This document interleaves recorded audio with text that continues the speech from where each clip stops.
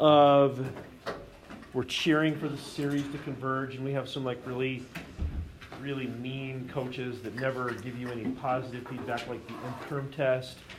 We have some balanced coaches, like the integral test and the geometric series test and comparison test. They're balanced. They'll tell you either way.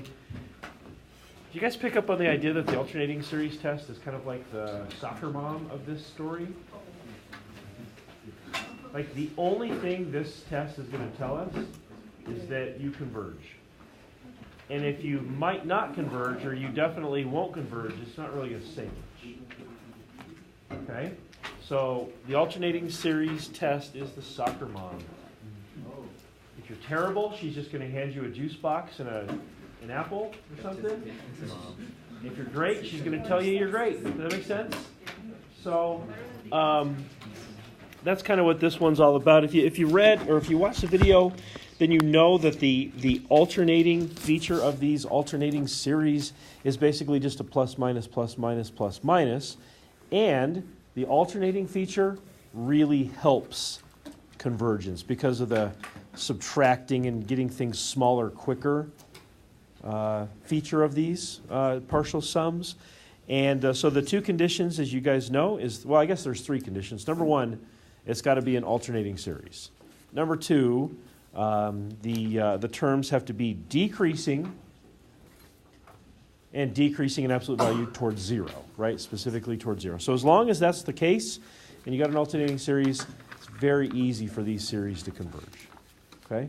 So can anybody think of an example where a series like this, like an alternating series, would not converge? Like what would be kind of a counter to this? What would be maybe the most obvious condition violation? Say again? Okay, if it's increasing, sure. So if the series terms are increasing, even if it's alternating, right? If the series terms are increasing, then the limit as n goes to infinity of that nth term would not be zero, but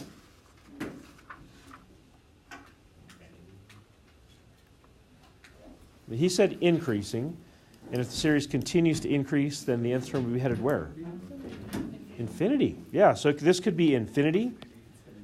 Or if it wasn't necessarily an increasing pattern, maybe it was decreasing towards something that was not zero. Maybe it was like a 2 or a 5 or something like that. Then once again, you would have a diverging series because the terms are not decreasing towards zero. Okay, so then I did the one example in there, and we talked about the alternating harmonic series and how all harmonic series diverge, but the alternating harmonic series converges. That plus minus is enough to help it over the edge of convergence. So I thought we would do just one example here today, and that's number 2. Okay? So take a look at number 2. See if you can identify some important things about it. See if you can decide whether it converges or diverges. There we go. And that'll be it. So we'll just take a few minutes and do this. See how it all goes for you. Then we can discuss. So you guys have had a couple minutes. I want to just kind of break in and do a little check-in with you. Can anybody put their finger on what would probably be the most important thing about this series to not only notice, but like write it down? It's an alternating series. That's right. So as soon as I recognize that, I'm going to write that down. That right there is an alternating series. So once you've identified that, is it frozen? Well, be prepared to look at my beautiful writing.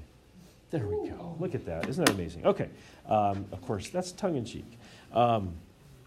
Okay, so once you've identified that, opens the door to some important stuff. So if you haven't already written that down and or recognized or considered that, make sure you do. And then once you do, then you should be able to use some tools to help you finish. Did anybody take the nth term inside the sigma and like kind of break it up a little bit so you could see some other things about it? Anybody do that? What'd you do, Matt? I split the -2 to the n minus 1 to the -2 to the n times -2 to the -1. So let's see here. It'd be n over, and you said -2 to the n times -2 to the -1. Yeah. Okay. What do you guys think about that? Anybody do something like that or different? Johnny? No? So those that broke it apart just like that. Why? So Matt, why did you do that? What was your reasoning for breaking it apart like that? You can take out the -2 and -1. Okay, so let's do that. So that would just be this, wouldn't it? 2 sigma times this over that? Yeah. Or 2 to the -1, or, Negative. sorry, -2. Yeah. There we go. Okay.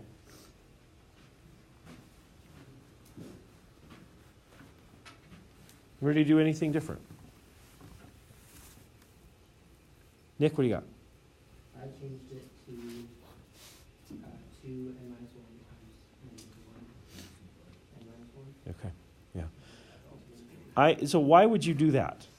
Because now it's clearer to me that I have an alternating series that doesn't multiply each time by a factor. And then I can just deal with the 8 to the n without the alternating factors. Do you guys hear his explanation? So he did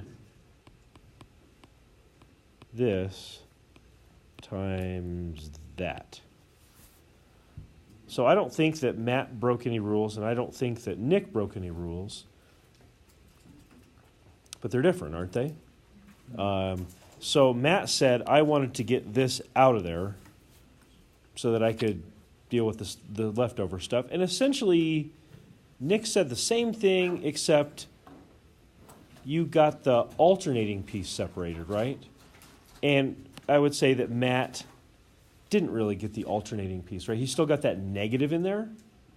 So here's something that maybe, well, I'll ask you guys. If I started off with what Matt had, and I wanted to finish with something similar to what Nick had, what could I do with that -2 quantity to the n to get the alternating piece separated out? There we go. So this of course still looks different from Nick's, but now we're kind of in the same place, right? We're to the place where we've got the alternating part, which is the -1 to the whatever, separated out, and we've got the a sub n kind of isolated. And you're going to want to do that. My tendency is to do this. But if you did what Matt did, it would not be wrong. Certainly would not be wrong. But you're going to want to separate that alternating element out, or at least be able to do that, so you can kind of see, well, here's the alternating element, and here's the other part, and we're going to really focus on the other part. Okay, so whether you did Matt's idea or whether you did Nick's idea, we can now make a judgment. We can start to make a judgment. We've identified this as an alternating series. And so what are the 2 conditions we got to make note of in order to show convergence? The nth term has to do what? Yeah. Okay, it's got to consistently decrease in absolute value towards 0. So you could do this to show that. You could say limit as n approaches infinity of n over, and you could have either 2 to the n or 2 to the n minus 1, and I'll write that since it's right below what I just wrote in the box. So this is where your knowledge of rankings could be really handy, right? Because you've got a polynomial in the top, and what do you have in the bottom? And which one's going to grow faster eventually? That's right. So this limit would equal what? 0. Okay. So then, is this enough to show that the terms consistently decrease in absolute value towards 0? Not really. We'd have to go through and do a derivative of the nth term and show that the derivative is always negative on the interval that we're talking about. You're not going to be required to go to that level of analysis. At this point, what we would say is, hey, as n goes from 1 to 2 to 3 to 4, ... do we see a consistently decreasing pattern? I think we would have to say yes. And is that decreasing pattern heading towards 0? Well, based on what we just did with the limit, I would have to say yes. So we can say this is an alternating series, and this will be where we close this off. And the terms Or you could say and a sub n, although we haven't really defined that. We say and the terms decrease in absolute value towards 0.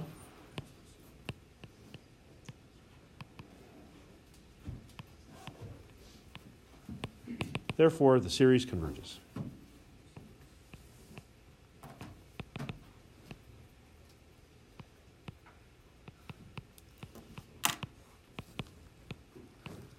Okay, and then you can write AST for alternating series test if you so choose. But we identified it as an alternating series. So, okay, so questions or thoughts? Instead of the terms decrease in absolute value, could you write that like that inequality where it's like a sub n plus 1 is less than or equal to a sub n? As long as That- you've defined what a sub n is. I Okay. started to say something about that, and then I was like, well, I didn't really say anything about a sub n Mhm. yet. Yeah, so if we define, like that nth term as that, sure. How would you define that? Oh, you just say something like over here, like preliminarily, maybe after we wrote this, maybe after we wrote what was in the box, you'd come down here and say a sub n equals n over 2 to the n minus 1. Okay. And then you could use a sub whatever subsequently to refer back to that. Other questions? Dylan? Does it matter that the negative 1 to the n is on the bottom or on the top? Nope. Division by a negative or multiplication by a negative, Oh, okay. minus plus, it doesn't make a difference.